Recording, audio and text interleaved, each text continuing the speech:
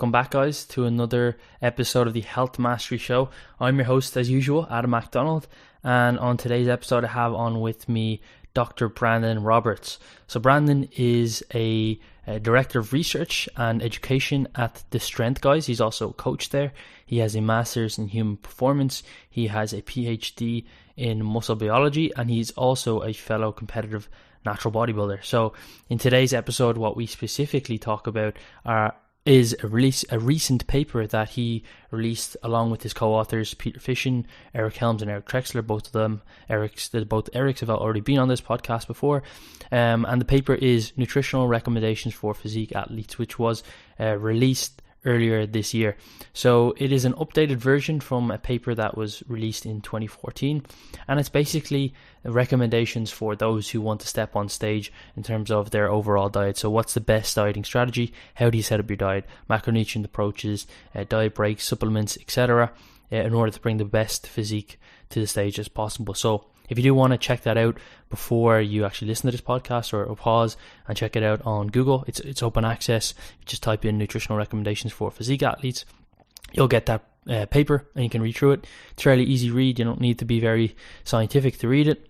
And we just discuss everything in that paper, and I ask some specific questions relating to that. I would really appreciate if you were listening to this podcast, if you screenshotted it and then put it on Instagram or Facebook or whatever, and tagged both myself and Brandon. So Brandon's Instagram handle is at brob_21, and mine is at AdamMac192. So that's ADAMMC192. And just tag us with what you've learned or what you are learning from this episode, and that will be of great help just to get the podcast out there and share. But if you do have any questions, you can always reach either of us. You can get Brandon at his Instagram, you can get me at Instagram, my handle is there, or you can email me. I'm more than happy to help. But hopefully you enjoy the show, and as usual, any feedback is always welcomed, and of course ratings and reviews as well. Brandon, thank you for coming on today. Oh, thanks for having me, Adam. I appreciate it. Yeah, and it's been great to have you on, because I've been following some of your work for quite a long time. You've recently released a paper along with Eric Helms, Eric Trexler, and Peter Fishin. The two Erics have actually been on this podcast before. Haven't yet got Peter on. But please tell us a little bit about your background and how you got into bodybuilding and research and everything that you do. Yeah, for sure. So it all started in undergrad, and I was I'll give you the longer version because I know you like long podcasts. I did an undergrad in molecular biology, and I really liked molecular biology. Did kind of some keto stuff way back then, but I didn't see myself as someone who wanted to stay in that field. And so I kind of searched around. I was like, all right, how can I use what I've learned to apply it to something that I want to do? And at the time, typical college guy, right? I wanted to get bigger, stronger, faster, you name it, right? Become an athlete. And I had a pretty well-rounded sport background. So I played football, soccer, baseball, things like that. But I found a couple labs that did muscle biology where I did my undergrad. And so I reached out and I said, hey, I have this molecular background. Seems like you do molecular biology in muscle. Maybe we can work something out. Did my master's in human performance. That was a nice 2-year stop to really find out if I wanted to do A, research, but B, muscle biology, or if I wanted to go more applied, right? More exercise science, the typical stuff that you see, strength conditioning. And so I thought, well, let's use this expertise. Let's dive in even deeper. So I did my PhD in muscle biology, but it was focused all on muscle loss, right? And I still wasn't quite interested in muscle loss as much as I was in muscle hypertrophy.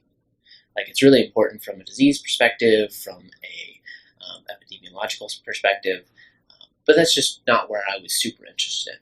So I finished my PhD. During my PhD, I really got into bodybuilding, so that's when I did I did a season in 2016, and then that was the end of my PhD, and then I recently did a season in 2019. But after my PhD, I was like, okay, let's take this to the next level. I did a postdoc, so a kind of post-PhD training type transition period, and just finished that up in the fall, late fall. So it's almost like I compete at the end of every major chapter of my life. I think I'm going to try to keep that going. But so recently I've transitioned to more of a kind of lecturer type, like beginning professor position, where I can start to do my own research. I have a bunch of different projects going on, some in animals, some in humans, some with Army cadets, things like that. And I'm just kind of branching out now to see where I best fit in the exercise science research. So that's my background scientifically. And if we wanted to get into the other side of it, we can too. Yeah, that's pretty interesting. I mean, we just briefly talked about it just before we start recording that I'm currently doing a master's and I didn't have that undergrad in science.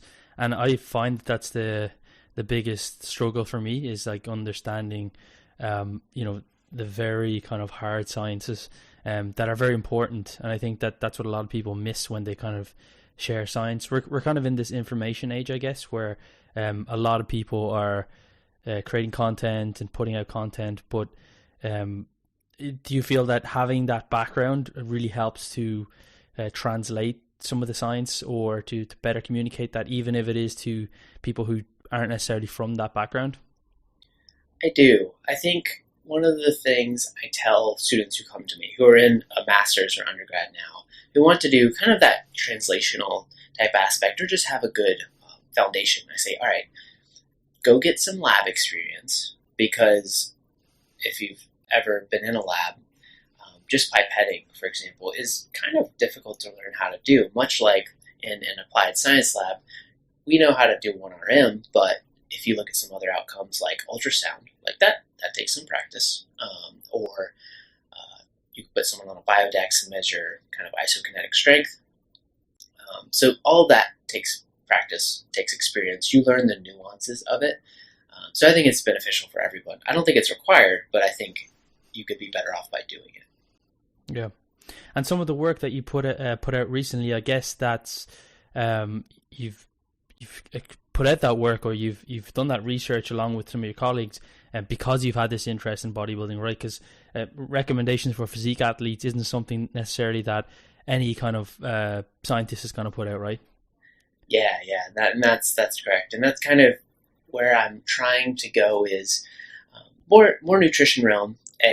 Because I don't have as strong of a background, or I wasn't trained formally as like a nutrition researcher. So that's one area I'm kind of bulking up on. And then, my interests, right? I mean, when you get a chance to collaborate with the two Erics and Peter, you have to take it. And I think it was just a great opportunity. There's some really, really good scientists too. So talk us through the process of what went into actually developing this paper. I know that in 2014, Eric Helms, I can't remember if it was with Peter Fishin as well, and some others, maybe Alan Aragon, released a similar paper, and it was kind of like the first of its kind, where we kind of were just picking different pieces of papers and just using anecdote and hypothesizing what would be the best strategy for physique athletes, but we didn't really have anything collective or in one kind of guideline or one paper, and then Eric released that in 2014. But now we have this updated version, or I don't know if that's what you want to call it, but it's in the introduction you've mentioned that you're building on that 2014 paper from Eric. So talk us a little bit through what went into this process. Why did you feel like you needed to give this recommendations or develop this paper, and then what has changed from 2014 to 2020 over those 6-year period? Yeah, so I reached out to everyone else on the paper basically at the beginning of 2019, and I said, hey guys, Helms kind of broke ground on this idea of giving average people who may not understand everything in the science but have a good science background some knowledge on how to compete, prep, and all this other stuff. Right, and so I read the paper probably 10 to 20 different times. And I'm like, all right, this is really good. It's actually split into 2 papers, so we didn't do a training paper, which is how was another paper with physique type training. But I said, we've gained quite a bit of knowledge in the past 6 years, right? 5-6 years.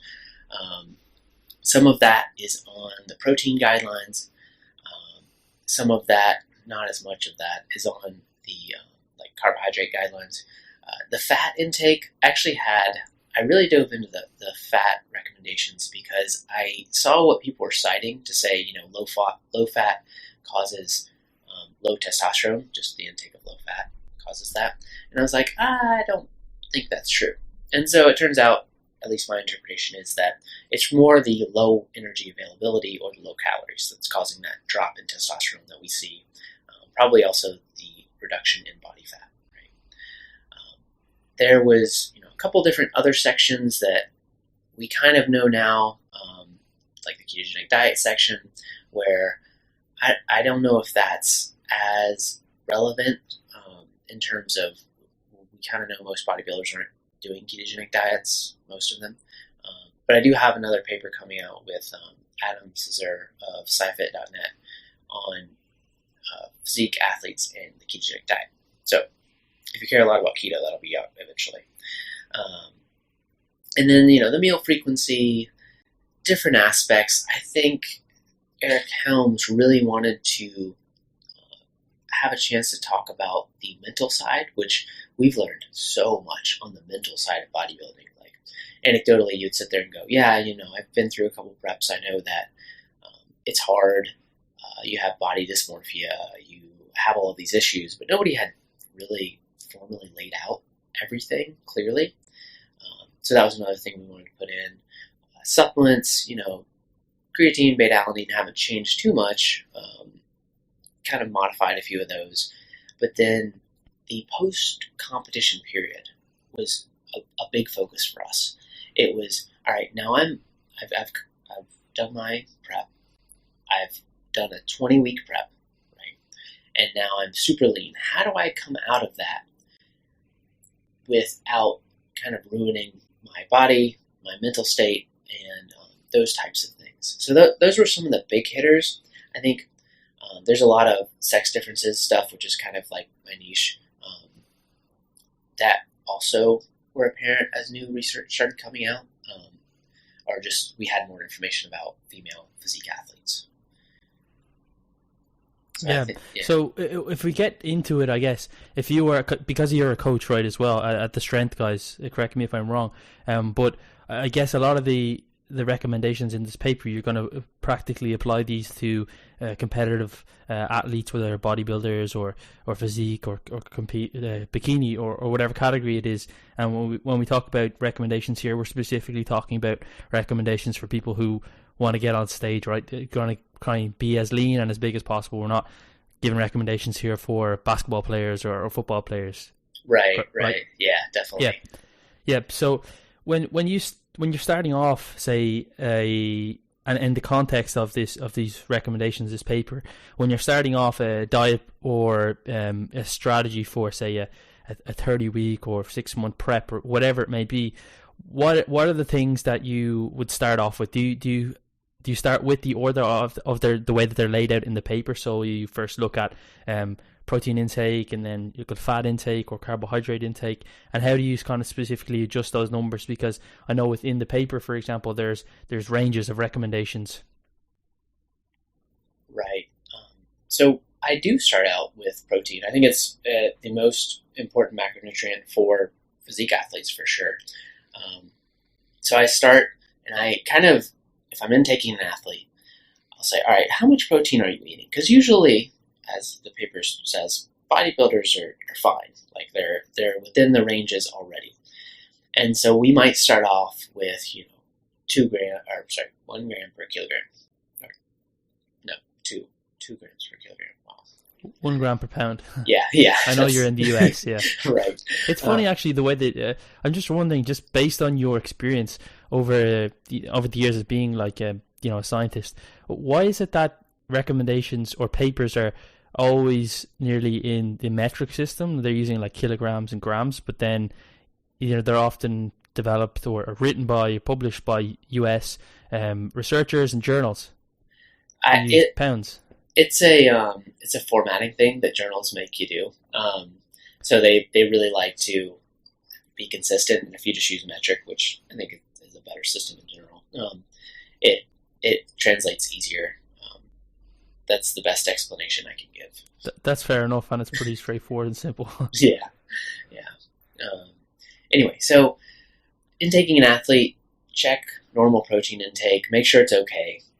I usually won't change that if I think it's within the ranges. I like to be on the upper end, at least in the beginning. And then we'll go to carbohydrates, make sure that there's not they're not taking in 150 grams of carbs at the start of a prep, right? As long as they're above 250-ish grams or somewhere around there, I'm okay with that. And then I'll look at the fat. And I'm a proponent of a little bit lower fat intake than most people, even in bulking. Like if you look at my muscle growth guidelines on Medium, like I usually tend towards carbs. So most of the time I pull people's fat down. I'm like, all right, let's get in, around 60 grams of fat if you're an average male. Average females, you can go a little bit lower to start out with. So then we start there, and we see, we need to be in a caloric deficit. Where are we pulling those from? Well, we'll pull a little bit from the carbs and fat and see how you respond. Some people respond really well to pulling out fat. It's like they don't even notice. Some people do really poorly with pulling out carbs, myself included, where you just get like angry all the time, which you don't want to do at the start of prep. Yeah, that seems like a slightly different approach than what people would traditionally do. They would, well, obviously protein would obviously be set first normally, and then people would think, well, because carbs are not necessarily essential nutrient, and they can kind of be created by from fat or from protein, that people will then set their protein intake either like say half a gram per kilogram of body weight, or 1 gram per kilogram per body weight, I should say, and then the kind of carbohydrates will fill the remainder of the calories. But like you alluded to at the beginning of this conversation, that I think a misconception that a lot of people had, and I certainly had this when I kind of first started getting into the science, quote unquote, many years ago, was that testosterone was linked to intake of fat, and I think it was specifically saturated fat. But when you look at the research, I think it's only very limited in terms of if you reduce your testosterone, you reduce your saturated fat intake, you have a slight, but I don't know if it's even clinical significantly in terms of reduction in testosterone. So What did this paper kind of find, or what did you guys find when you're looking into all of the literature around low fat intakes? I guess the best kind of scenario would be to measure low fat intakes in somebody who wasn't like a contest level, body fat, because everything kind of gets messed up when you're that low. But if you're just like normal body fat and then eat really low fat, then you'd have a more kind of clear picture of whether actual low fat intake equals a lowered testosterone or a lowered hormone profile. Right. And the literature that most people reference is, I think it starts with an H, the author, but it's from the 80s. And basically what they did was, and I haven't read this in a little bit, so you have to bear with me, but they put these men, upper middle-aged men, so like 55-year-old men, on a diet, and they saw a drop in testosterone. But when you look at how much of a drop it was, I think it was like 10 or 15%, it was not what we would call practically significant. It's like, okay, well, I went from, that's the equivalent of going from like 400 nanograms per deciliter to 350, right? That's probably not going to make a big difference. And then jumping off of that, there's a lot of research, like if you think of the diet wars, right? Low fat, low carbs, keto, what's best for fat loss? Normally those people are a little overweight or obese even. But you can get a good idea of how testosterone is acting during that process too, and it doesn't really change much. So using those kind of a few studies, we decided that it's probably not as big of a deal as people think. That's not to say I want you to go out and do 10% of your macros from fat for 6 months. That might be a little extreme.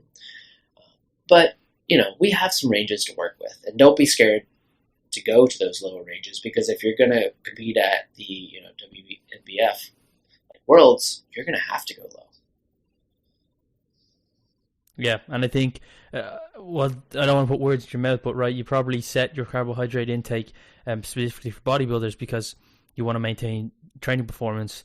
And I think I've talked to others about this before, is that, when you go low carbs, and I would actually like to, hear this or see the paper you're writing or the podcast, is it, that you're with regards to the ketogenic diet, how performance is actually affected in terms of a dieting bodybuilder. Because, if you're so low on glycogen, perhaps that may affect your gym performance, and that may lead to, more muscle loss than if the calories were the same, but perhaps carbohydrates were higher. I wonder what your thoughts are on that.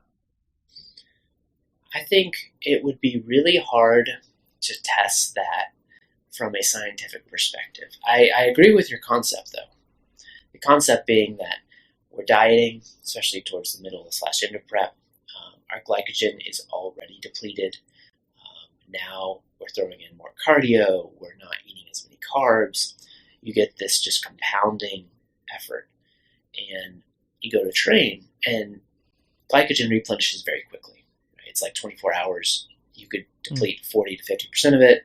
The standard study is like these people did a super high volume workout, took biopsies before and after, and said, oh, look, this is more than a bodybuilding style workout for the legs. And they only lost 40% of glycogen. So that replenishes quickly. Everybody will be okay. Right? But those people weren't dieting. They weren't doing cardio. They weren't having all of these other factors. So if we can have more carbs, I think we know that makes training better, which probably does, like you said, help retain muscle. So that's kind of my thought process with it. Yeah, so I guess I don't want to be jumping around too much, but with regards to fat, there's probably no lower limit necessarily, and I guess we have their essential fatty acids, but most people probably won't get that low. But then what would your thoughts be then on dieting for a natural bodybuilder on a ketogenic diet? Let's say it's personal preference or whatever. Do you think that there would be any different outcomes over a longer period? And I get it's going to be purely hypothetical just because no two people are the same, and there's so many moving parts. But what would your thoughts be on very low carbohydrates, lower than 50 grams or whatever will put you in ketosis, and then keeping fat as high as needed to be while still losing body fat? I don't think you would see a huge difference. You got proteins equated. If the person is, we'll just say average person, right? If they're keto already, they would probably do a lot better than someone who was just going into keto for a prep, right? That's pretty obvious. Now, if you think about muscle loss, I can't say definitively that they would have less or more muscle loss or maintain this, the same amount of muscle. And I don't think we would honestly be able to test that well. So I'm not going to recommend Brandon, it. your mic has just got a bit muffled there. Oh, sorry. There we go. Yep. Let me get a little closer to it. So I think that people who start a ketogenic diet are probably not going to do well. But if you're already on a keto diet, you will probably do as well as someone who is just kind of lowering their carbs or doing a more natural prep. I would love to see a study on that, obviously. I don't think that's really feasible, or we'll see that in the next 10 years probably, just because it's so hard to do A, physique athlete studies, and then B, if you throw ketogenic on top of that, you're not looking at many people. Yeah, I think it was like 2019 where the Gartner study from Stanford was like the first one that actually compared low fat and low fat versus low carb, where everything else was matched, like protein, calories, and there was, I think, one group lost on average 12 kilos and the other was like 13. But that was just like, average, like it's just a non-bodybuilding people. But to try and get bodybuilders to do it, it's a lot more difficult, I would say, and getting enough of them. Yeah, and to give you an idea of kind of the other side of the world, so I sit in a lot of meetings or seminars with these people like Gardner, who are big-time researchers in weight loss and trying to solve or at least help in the obesity crisis, right? And every time that I sit in some of these places, they're like, "Well, Brandon, you compete. What is it about bodybuilders that makes them able to do this extreme stuff for so long?" And I usually look at them and I say, I am not sure. But if we could get the general population to do that, I don't know that it would be like great. It would be okay, but I don't know how it would go long term. Yeah. Well, I mean, it's bodybuilders are obviously kind of strange in themselves. If you're going to get up on stage and paint yourself with like this gold tan and then wear posing trunks in front of people, it's that's kind of abnormal anyway. So I don't think you can really compare average people or everyday people to what bodybuilders do. Yeah, definitely. So then I guess when it comes to, we kind of covered off protein. I guess, protein intakes, I think it was between 1.8 and 2.7 grams. So it kind of falls in line with the, what bodybuilders traditionally do, like 1 gram per pound of body weight, right? It's probably best for most people. You said carb intake, is that based off body weight, or is that just, you said above 250 grams? I guess it's going to be somewhat related to body weight. Yeah, so I'll start within the range. I don't like to change people's carbs too much to start out, because they're just kind of like, when you start a prep, you're like, okay, well, let's get some baseline data. Let's make sure you're doing everything properly. Independent of like, if you're an elite bodybuilder who's done this a million times, maybe you have different circumstances. So as long as the carbs are within the range and the fat are within the range, I will more likely change the fat than the carbs. Gotcha. So I guess it's definitely going to be varied between people, because just the amount of the difference of metabolisms, how they react to eating more or less carbohydrates, and how that affects their NEAT, etc., their training volume, and then fat, like you said, there's a range. What was that range again? That with fat, is there a specific amount that you say you would an upper level or a lower level, or do you just balance that within the calories then? So we recommended like 10 to 25% of your calories. Now, if you look at the recommendations, you're probably thinking, well, Brandon, you gave one in grams per kilogram. You gave protein and carbs in that. Why didn't you do it for fat? And that's because we didn't have a great enough rationale to say, oh, you need to be in this range. But if I had to give you a range, I would say bottom line, 0.5 grams per kilogram of body weight, and upper, is 1.5 grams per kilogram. And that range it's very tight, right, compared to the others, but calories are also, there's more calories in fat than anything else. So that's why it's a little bit tighter of a range. Yeah, and do you break that down into specifics? And this is probably very nuanced, but specifics of, saturated fat intake, or do you just recommend like healthy eating patterns where you're trying to not eat too much saturated fat and then get enough polyunsaturated fats, etc.? Yeah, so I won't give recommendations for like saturated and unsaturated fats. That's not my wheelhouse. I think having a diverse diet is enough. I will, when you input your macros, that you can get an idea. And as long as there's nothing that sticks out and says, oh, all of your fat is saturated fat, then I'm usually okay with it. But as you know, the more you get into prep, the more kind of healthy and less saturated fat you'll probably be eating. So I don't worry about it too much. And I've not had any issues with any athletes or anything. Yeah, and I think just like you mentioned there, something that you inadvertently do as you prep and you try and increase the food's tidy, or you try to eat more filling foods or more high volume foods, you just end up eating healthier foods, like more foods that have less ingredients. Not necessarily that they're necessarily bad, but foods that are just typically less calorie dense are going to be more like fruits and vegetables, and you're going to be eating less processed foods or high calorie dense foods. And I've found that on the reverse, because I'm like, I don't know, maybe 4 or 5 months removed from a prep, that my desire just to eat healthy foods has decreased, or to eat higher amount of fruits and vegetables. My palate has changed. I don't know if you've experienced that. I know it's kind of a little bit off topic, but have you experienced anything like that yourself? Oh, definitely. I will say my prep diet is very typical, like bodybuilding, like, tuna, chicken breast, and things that are filling, but also nutrient dense, like sweet potatoes and oatmeal and stuff like that. But as I come out, and I am, I competed in September, so what's that, like 8-ish months out, something like that.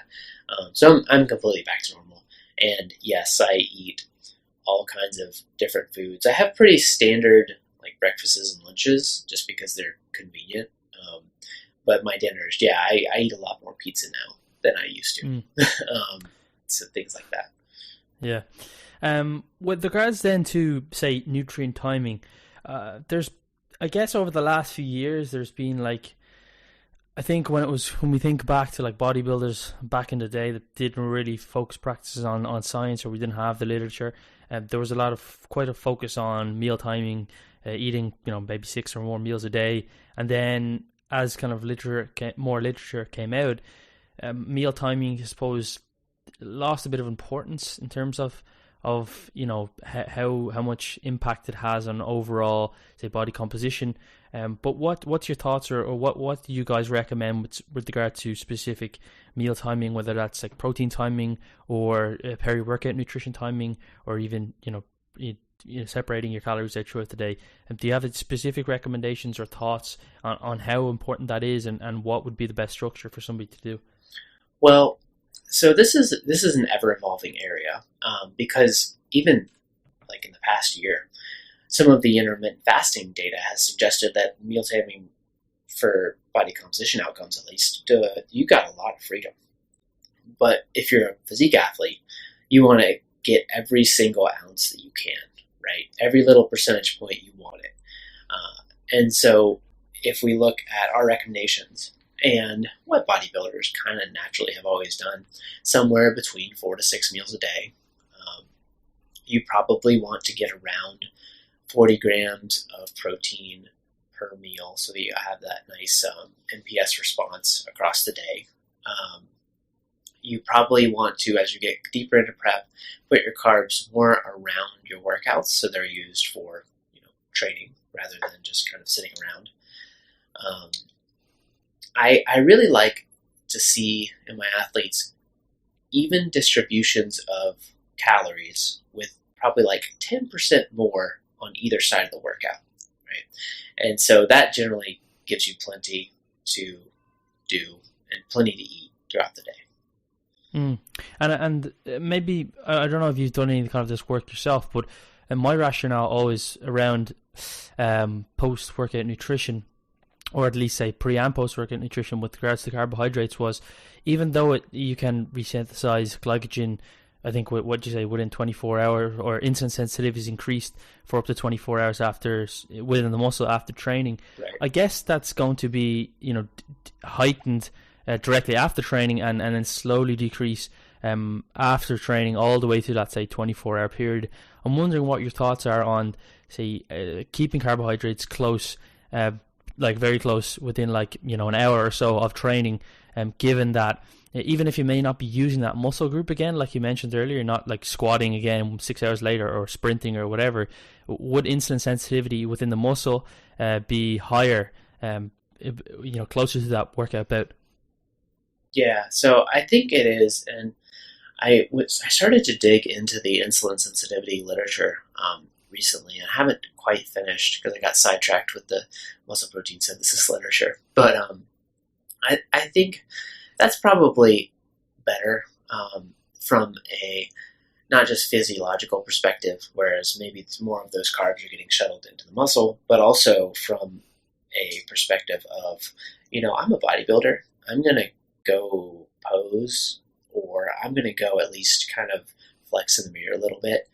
And it helps me mentally to have a little more of a full muscle around my workouts, or later in the day after my workouts, something like that, versus having carbs completely spread across. So there's multiple aspects of possible benefits, and there's not really any detriments. So that's the other thing. If you don't have carbs, you don't have glycogen, you're running on fat, right? So we normally run on fat, just sitting around like us talking right now, mostly fat oxidation, and so we have the opportunity to shift those carbs, and it's not going to really do anything bad to us. And if it's even possibly helping us, we want that advantage. So protein intake, you want to be spreading that out across at least 4 meals a day to get that. I think some of the work had shown that, I think 40, like you mentioned, 40 grams had maximized muscle protein synthesis, but not less than that doesn't mean that you're not achieving muscle protein synthesis, right? You're just not maximizing it. And again, the literature, and maybe you can chime in here, but because I haven't really looked at the literature lately, but that there's probably more literature needed based on body weight. So like 40 grams of protein to maximize muscle protein synthesis is not going to be the same for a 130 kilo bodybuilder stepping on Mr. Olympia stage versus a female who's 45 kilos. Yeah. So there is one study, because I kind of think the same type of thing, because there's literature to show that if you stimulate more muscle, then you probably need more protein, like if you do legs versus if you're just doing arms or something. But the only study that's done those differential lean body masses, right? So kind of like your example, they did, I think, 57 kilo male and a 75 kilo male. So not extreme, but a good difference.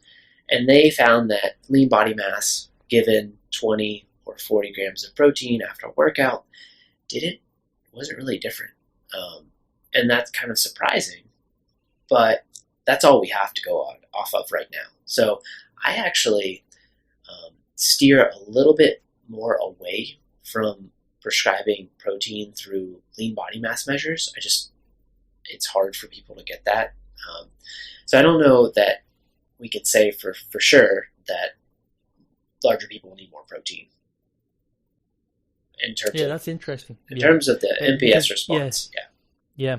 So I'm kind of banging my head against the wall over the last few weeks trying to understand literature around protein synthesis. So my thoughts, based off what you're saying there, is like, well, if we only need a certain amount to, and I think Jordan Tromblin had published some work on this as well, and it just led to more questions, is that if we only need a certain amount of protein, let's say it was 40 grams that maximized it for regardless of weight, then, and it didn't really matter, then why is it that we recommend more protein based off of body weight? So if you're heavy, you're going to be eating more protein if we can only maximize muscle protein synthesis at 40 grams. Does that mean then that heavier people would need to eat more meals because they're only maximizing muscle protein synthesis, or they're topping it out at 40 grams of protein per meal? So a heavier bodybuilder, let's say 240 pounds, would have to eat more meals because they would be eating more protein in the day. So 40 grams, of course, separated out across the day would equal more meals for a larger bodybuilder versus somebody who would only need to eat like 150 grams of protein per day. Yeah, so there is a pretty large disconnect here, and this comes up a lot. So we covered it a little bit in the paper. I've gotten some private messages, and that kind of spurned my deep dive into the muscle protein synthesis literature. But what we see basically is, like you said, we see an increase in MPS, and then it comes back down, but the MPS response, depending on the protein type, so whey would be a quicker up and down, a mixed meal would be a longer increase, but maybe not as high, and a slower on the downhill. So what we see is these things don't match up, and we don't really know why. But from a recommendation perspective, I think as long as you're evenly spreading out your protein and you're hitting that kind of 1.8 to or 2.2 grams per kilogram, whatever, you're safe. I honestly am still struggling to find a great answer. I can tell you that there have only been a couple studies using what we call mixed meals, so like lean steak, like what a bodybuilder would eat. Right? So we have probably like 2 studies in that, and they figured out that you're still around that 40 grams for maximal muscle protein synthesis, but it seems to last much longer. And there's also some differences in the studies in the time that they take measurements. So if I am doing a study and I measure muscle protein synthesis for 4 hours, and I give you a mixed meal and it goes up and it starts to come back down, great. Okay, well, I can say this dose is better. Now, if I do a different study using the same doses and I measure 8 hours or 6 hours, you're probably going to see the same response, but you may see a different magnitude. It may come down a little bit later than you expected or a little bit sooner. So we don't really know why this is happening. I think it's important to remember that there are things outside of muscle. So now we've gotten very specific. We're looking at muscle protein synthesis, whereas we have the gut, we have other systems. All this other stuff is using protein. So yeah, I don't have a great answer, and I wish I did. Yeah, that's definitely some area that I would like to see some more research on, because like you said, it doesn't really make a whole lot of sense at the moment. So we did talk about perhaps positioning protein or spreading it out throughout the day, and that perhaps is optimal in order to maximize different bouts of muscle protein synthesis, as well as perhaps distributing your carbohydrates preferentially pre and post workout, for performance reasons and perhaps for insulin sensitivity reasons, but it's not that important. However, what do you think, or what did you guys mention in the paper around the distribution of fat, and is that important? Is it more important to have higher fats in the morning, higher fats in the evening? Do you want to avoid fats around the workout? What were your guys' thoughts when you were looking into the research here, and what were your recommendations?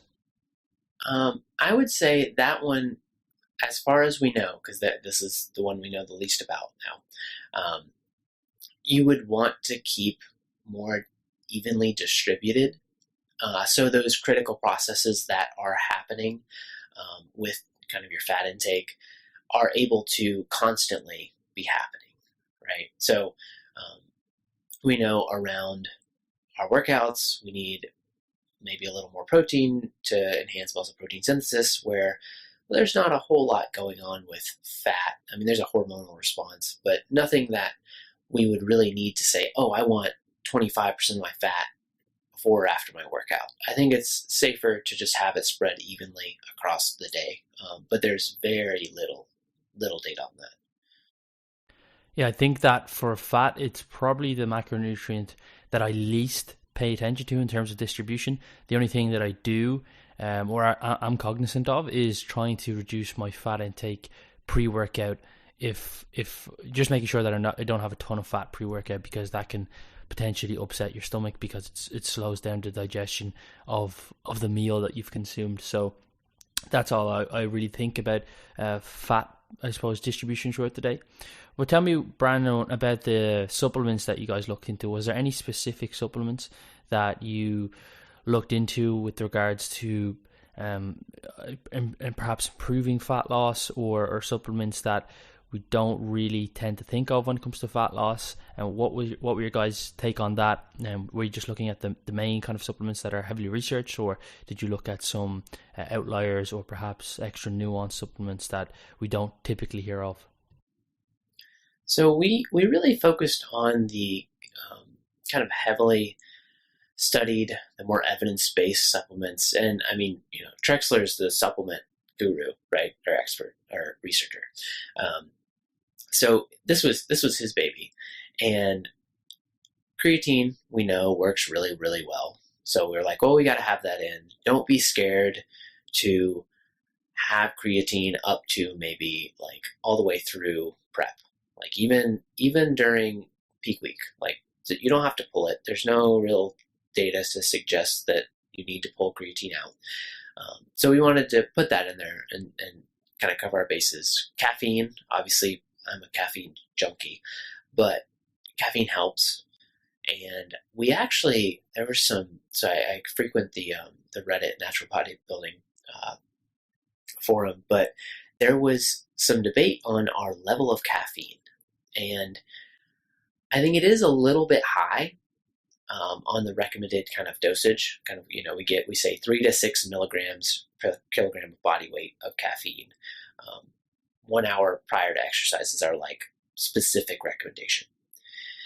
And that's because that's what the literature suggests is the range, right? There's also not a lot of caffeine research in resistance training, so we kind of had to extrapolate a little bit, but we know caffeine works. We know creatine works. The nitric oxide stuff, I'm not as familiar with it, but to touch on two of the more maybe novel supplements that we did mention, we also put beta-alanine in there, and most of Physique Athletes kind of know nitric oxide, beta-alanine. Those things, caffeine, creatine, are generally safe and good. But the more novel things we put in there were the beetroot juice. So there was just a study just came out after we published this actually that showed you could do more reps if you took beetroot juice before a workout. Similar to creatine. I think it was like a rep and a half. There's also some evidence to suggest carbohydrate mouth rinsing could be beneficial. And these are pulled from the endurance literature, and now people are starting to do them in the resistance training literature. Maybe not in the physique literature exactly, but those are some things that maybe people haven't heard of that may be worth either digging into or even trying. So those are the two novel ones that I'd like to point out. The rest are, I hate to say it, but they're very well known and very basic. So did you guys see the benefits from the beetroots, from the trimethylglycine, the TMG, or the nitrates itself, or was it specifically due to the consumption of beetroot vegetable itself? So it's actually more to do with the beetroot itself. They've done some studies, I forget the expert in this area, but where they've tried to match the different components of it and take one out or put one in. And it seems like beetroots themselves, there's something beneficial about the complex of them. Again, I'm not super familiar with that area, so I kind of hedge a little bit there. Yeah, I did see some of that research before, and when I had the calories, when I wasn't like at the end of my diet, I was drinking beetroot juice because I absolutely hate the taste of beetroots itself. So I did try to get in some kind of 100% beetroot juice, but I don't know if I noticed any huge difference from consuming beetroot juice itself. Perhaps slightly better gym performance, but there's so many moving parts, it's hard to say. Yeah, and those are so, like, you're really scrapping for that 1% there, right? So, and that's okay. But if you want to fulfill your, bodybuilding kind of goals, sometimes you got to do that. Yeah, and as I've got older and, just had more experience with bodybuilding per se, I've learned to realize that, supplements are really don't make a huge difference, and it's more about just being consistent with the basics like sleep, stress reduction, being on track with your nutrition, your training, and your recovery. And like, it's hard to kind of sometimes focus on those because supplements, they're like something you can trade, something like you can trade money for a supplement, and you can, objectively take something, almost like you do in biomedical science where you take a drug or a medicine and it has immediate impacts. But it's just not the same with over-the-counter supplements in natural bodybuilding. Yeah, exactly. And I mean, most bodybuilders, later in life you have more money in general, right? But are either college or right out of college or young professionals who, that money matters, right? If it's not going to give a good benefit, then I don't really want to take it. Yeah, I think I've spent thousands on supplements, much of that money, useless supplements.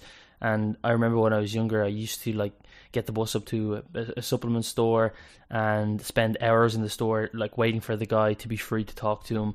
And ultimately, he would try and sell me something every week, a new supplement, because well, he'd make money off me, but then also because he probably didn't know any better than myself in terms of supplements. Yeah. And I think the first debt that I ever had before I even ever had a job, I probably like maybe 16, 17, was like €100 debt to my mother because I had borrowed like €100 to go and buy like 5 or 10 kilos worth of protein, and I didn't even have a job to be able to pay that back. It's a good debt. So Brandon, when it came to the length of the actual diet itself, how did you guys come up with the recommended strategy for how long the actual diet should be? Was it based off of the time or the date of when somebody had a bodybuilding show, or was it based off of body fat percentages that somebody wanted to get to, or was it based off of percentage of weight loss that needed to be sustained over a period of time? Was there specific strategies that you guys recommended or taught that were best in order for somebody to be able to maintain long-term fat loss while still not losing or not eating into muscle reserve? Because as we know, with natural bodybuilding, the likelihood is that you will probably lose some lean body mass and some muscle as well. So it's based off of rate of loss. Now there are a lot of factors that go into this, right? If you're leaner, you probably want to lose at more towards the 0.75% body weight per week, versus if you're coming out of a long bulk, or maybe you're just a heavier, 30 pounds over stage weight or something, you can get away with 2% of body weight loss per week. So I think what's happened is over the past 20 years or 30 years maybe, bodybuilders have gone from this like, I'm going to crash diet. In 6 weeks, I'm going to get shredded. I'm going to be miserable. I'm going to try all of these ridiculous things. And then I'm going to get on stage, and then I'm going to be done. And I can go back to my normal training. And that's evidenced by just the level of conditioning that you saw, for example, at Worlds. I mean, people nowadays are so much more conditioned. And you need, go ahead. Yeah, I remember the class that I competed in at Worlds. The guy who came second, he actually probably should have came first because I think he wore like some form of dream tan or some tan that was banned that would like destroy the stage or destroy the background or the back room, etc., the venue. So he actually probably should have came first, but he was like the most shredded person I've ever seen in my life. This guy had like, he looked like an anatomy chart of on the wall that you have. My dad is actually a physical therapist, and I just showed him some pictures, and he's not actually into bodybuilding that much at all, or he's not into bodybuilding full stop, but he was like, oh, send me some screenshots of that. He wanted the photos because he had never ever seen like conditioning that like in that depth. So it's just crazy how conditioned and how in shape you have to be. You almost have to be like at death's door these days in order to be competitive at the top level in natural bodybuilding. Sorry, I went off on a little bit of a tangent there. So what were you saying? No, you're good. And yeah, so the level of conditioning is absurd now. And it takes longer to do that. And we've kind of noticed in the literature that if you take a slower approach, you seem to retain more muscle. Now there's not a whole lot of evidence behind that, but that helps guide us to say, all right, if we're in that 1% to 2% normally, and then we're kind of on the next level, even, someone who's been training for 7 to 10 years, but maybe they haven't been a bodybuilder for much longer than that. We can dial that back a little bit. And not only are you going to maintain your muscle better, you're going to feel better, you're going to have better workouts, you're going to hopefully install these habits that you can consistently week to week keep up with, rather than, oh, I'm going to take 1,000-calorie deficit per day and I'm going to jump on stage like they may have done in the older competitions. So I think that's where we're kind of coming from.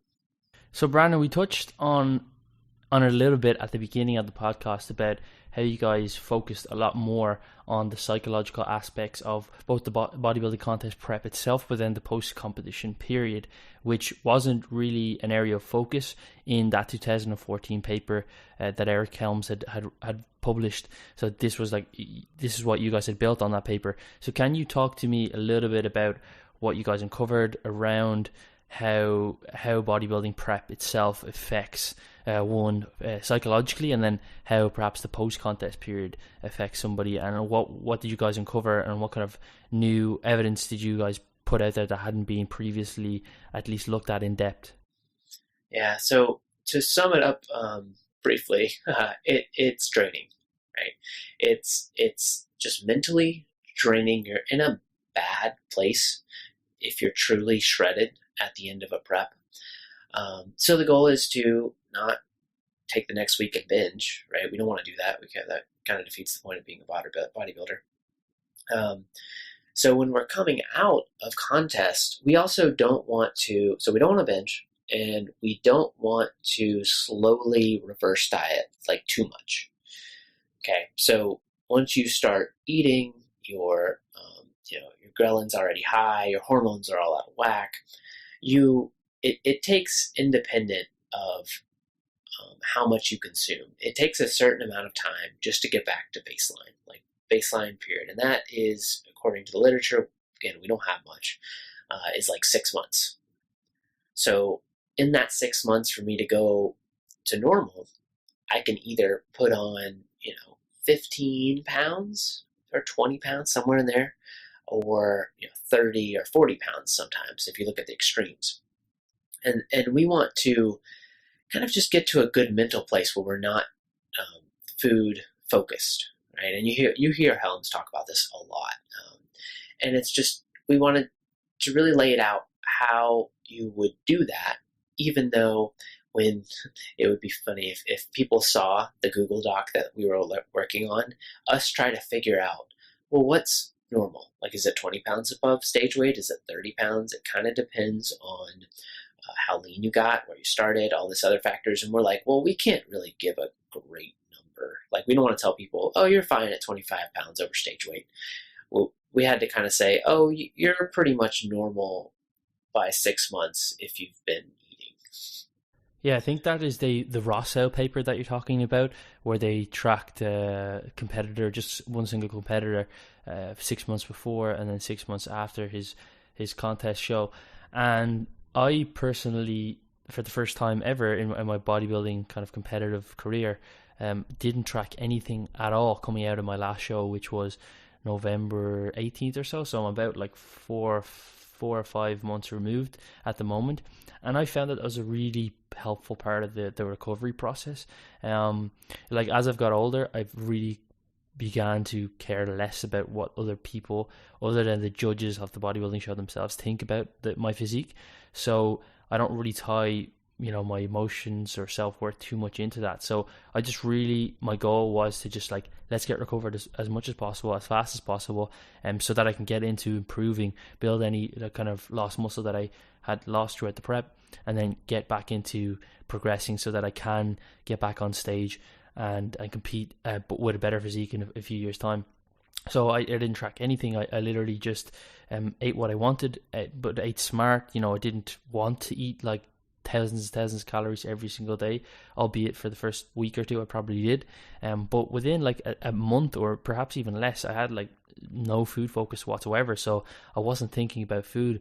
Whereas in the past, when I tried to track macros coming out after a show, I would find that I would, invariably go over the macros or the calories like a couple of times a week. I would feel bad about myself, and that didn't help with the overall recovery process. So if I was to go back to November 16th or whatever it was, and to start again this recovery process after the show, I would do the exact same thing. I wouldn't track any kind of macros, and I think that's what I'll do for the future. Just not track, but try be smart about my food choices. But I think that really helped the recovery. Yeah, and I would say that's kind of the model of what we want. I will say I did track on the way out. I'm a little bit focused on data and science and right stuff. So I wish I could take your approach, and I did probably the last couple months, but I had to track. I had really strong food cravings and things, so it helped me to stay on track, just to not eat like 3,000 calories. But ideally, everyone takes your approach, right? Where you just kind of back off, you relax, you listen to your body, you adapt as you go. And as you age too, I've noticed that people are more okay with how they look in general, right? So in the fitness industry, we have this kind of, not issue, but draw towards very nice physiques. And I will quote Omar Isuf and say, you don't want to wear your abs like an accessory all the time. It's not beneficial sometimes to stay lean. It's not beneficial to stay restricted. And to really grow as a bodybuilder and a physique athlete, you need to be comfortable and do, just like you said, only care about what the judges think. And that's really, really hard to do. I mean, I still struggle with it. Yeah, and it's not that I don't care whatsoever, because obviously as your physique fades, all the work that you've put in, it is hard to detach yourself from that, because you have, been working so hard to get a certain look. But I think, for me, because I competed, like my first show was in July, and then the last one wasn't until November, trying to hold low body fat for such a long period of time just meant that by November my physique had actually looked worse, meaning that I didn't gain any fat or anything like that, but I was losing weight, and I wasn't looking necessarily any leaner, so I was just losing muscle. So basically, I think that I had to accept in between that time that, my physique was looking worse already. So it's almost like I had experienced the negative kind of physique aspects of coming out of a show before I'd actually even finished. Like, my physique was getting worse. And I think that's, it's definitely a lesson that I learned, that, probably not doing a 6 or 5 month period of shows is going to bring my best physique to the stage. But I guess everything is a learning experience. So going back to the future, I probably wouldn't do as many shows, or at least if I was to do as many shows, I would try and condense that as short as period of time. But I think my first show in July, I looked pretty good. I had like the most amount of muscle, probably not as lean as I had got during the prep. But then September, I actually looked probably my best, and I did well in both shows. In September, in both shows I qualified for WMBF Worlds, and I'd never planned to go and compete past September, but because I was starting my masters and everything in September as well, but I just had that World's invitation, and I thought that I'm not going to, or perhaps I'm never going to get this experience or this opportunity to experience this again. So I kind of just dug deep and just kept going to compete, but ultimately I didn't bring my best package. Yeah, and I think the next step, and I'm going to speculate a bit here, in the bodybuilding world is figuring out what that point is, where you do your 2 shows and then your third one you look bad, like you look worse than your second one, because I told you off air that I was, or I may not have told you, coached by Jeff Alberts for a couple years. Oh, cool! I didn't know that. Yeah. So he actually took me through my 2016 and 2019 preps. So we were both coached by Jeff Alberts in 2016 when I competed last, and 2019. That's pretty cool. Yeah. So, and you'll notice that some people, they'll hit that third show, maybe it's the second show, maybe it's the 5th show, kind of just depends, where they don't look as good because they've been dieting forever, or there's life stress, or there's things happening alongside of prep. And I think what we're going to see is people figuring out, like you kind of did, that 2 shows, I'm good. Like I wanted to stop and I should have, but I got invited to World, so obviously you're going to go and you're going to do it, which I applaud that. But there's a point, and you just have to figure out where that is for yourself. And I have no science on that at all. Yeah, I think it's probably just something to do with just being lower body fat in general. Like as we've kind of mentioned, that you lose some lean body mass as you prep, but there's probably period or a point where your body fat's just so low that it just has such negative impacts on your overall hormones and ability to just hold on to lean muscle mass. And I think that's probably what I experienced, is because, you know, I held on to pretty much all my muscle, or at least I think I did, you know, for the first show. For the second show I probably did as well, but then by the time I got to the third show, and just that such long period of time, that I just felt like I was hemorrhaging muscle at that stage. So yeah, it's probably pretty hard to kind of come up with a study for that, because, you know, you need to have specific bodybuilders and compete over, you know, multiple shows over a year, and to track that would be pretty difficult.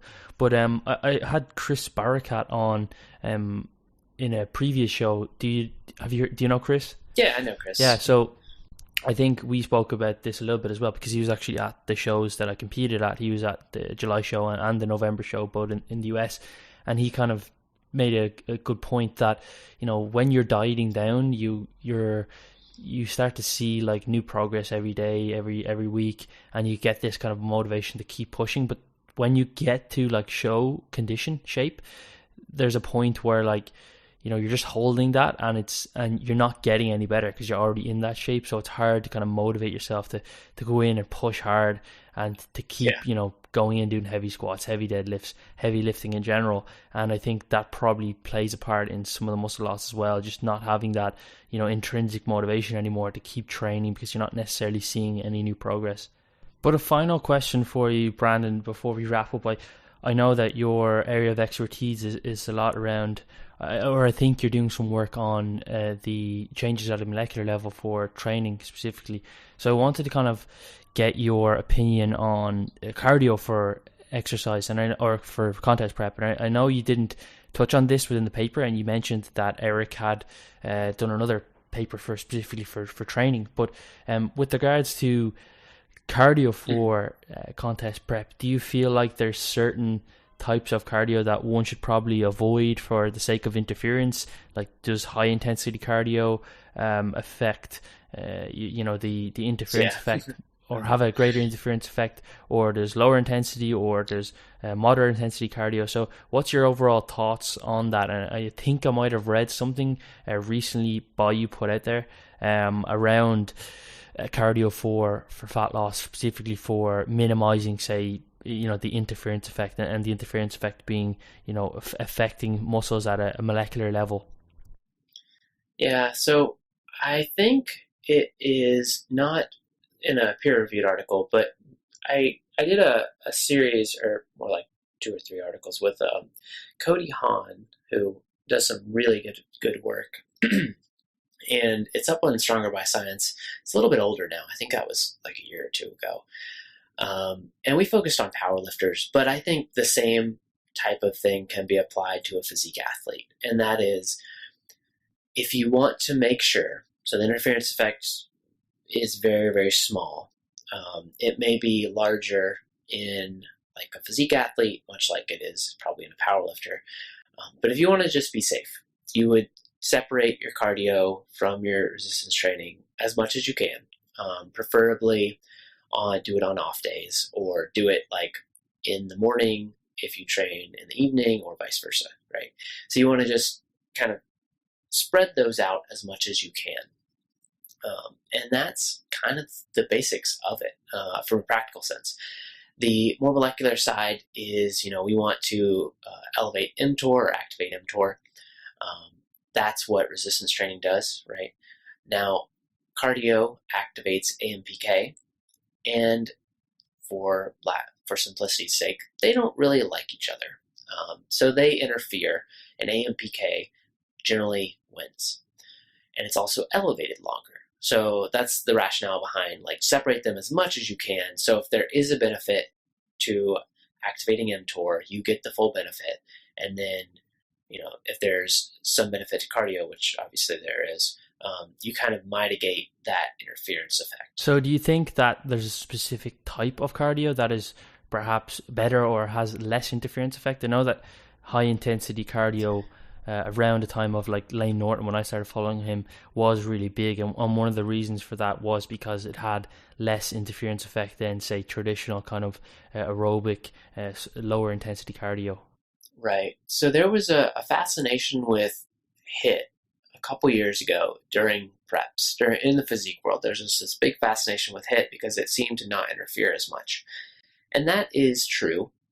However, if you are in a medium towards the end of prep and you try to do HIIT, it just sucks. So what I generally tell people is low intensity cardio. Again, going back to that old school incline walking. Sometimes I don't even give cardio. I'll just say, hey, you need to hit 15 to 17,000 steps. And that's your cardio, as long as we're seeing weight loss, right? So you have a lot of flexibility, but I would, again, lean towards lower intensity. So you're not hurting, your chance of injury is lower, you're saving that energy for workouts, and things like that. Yeah, I think when I do cardio for when I'm competing, or in fact when I do cardio at all, because I don't really like doing cardio. I actually play basketball sometimes, or I at least started again recently, but I always had done just steps and just walking. I remember the very first prep that I did in 2013. That was a time when HIIT was really popular with, at least in the natural bodybuilding circles. I was doing like HIIT like 4 or 5 times a week on top of my training, and it was horrible because it's like psyching yourself up for another training session, but it's just nowhere near as fun. Yeah, and that goes a long way, right? Because if you want to keep competing, you don't want to have multiple miserable preps. Yeah. So Brandon, it's been great chatting to you. Thanks a lot for coming on. Where can people find more about you and your work? And is there anything specific that you're working on right now at the moment? Yeah. So I do work for the Strength Guys. I am also right now writing for examine.com. Their research review is just fun. My website is fitnessandphysiology.com. You could Google me, Brandon Roberts, PhD, and find most of my things. I have all the normal stuff, so ResearchGate, Facebook, Instagram is where most of my content is right now, just because that's the more powerful, popular platform. So it's BRob21. And projects I'm working on now, we're in a pandemic, as you know, and it totally ruined one of my studies, and I'm a little bitter about it. But it was a study with Army cadets and strength and conditioning and preparing them for their new test. So not really hypertrophy based, but still a lot of fun. And then I'm also working in the ketone ester literature, or in the field. So we have a study right now, which is why I was a little bit late to our call, where we're giving some mice a ketone ester and seeing if it works to help body recomposition or body composition in general. So I had a hypothesis, and we're testing that. Other than that, I think I'm part of a overfeeding research study. I am on Kedrick Kwan's mentoring committee, which is really cool. I don't know if you are looking to do a PhD, but if you are, you should definitely talk to him. And that's probably about it. Staying plenty busy. So guys, thanks for listening. I hope you enjoyed that podcast with Brandon Roberts. If you want to check out that paper that we specifically talked about, just simply go to Google, type in Nutritional Recommendations for Physique Athletes. It is open access, meaning that you can get access to the paper for free. You don't need an access to a journal or be part of a university or anything like that. It is pretty easy to read as well. And if you did like the podcast and want to reach out to either myself or Brandon, you can find all our contact details in the show notes. And please do leave a rating and review. And if you want to send me any feedback personally, you can always do that. People have been doing that, and I really enjoy getting the feedback from people. So thanks for listening in, and I will chat to you again in another episode when we have another great guest on.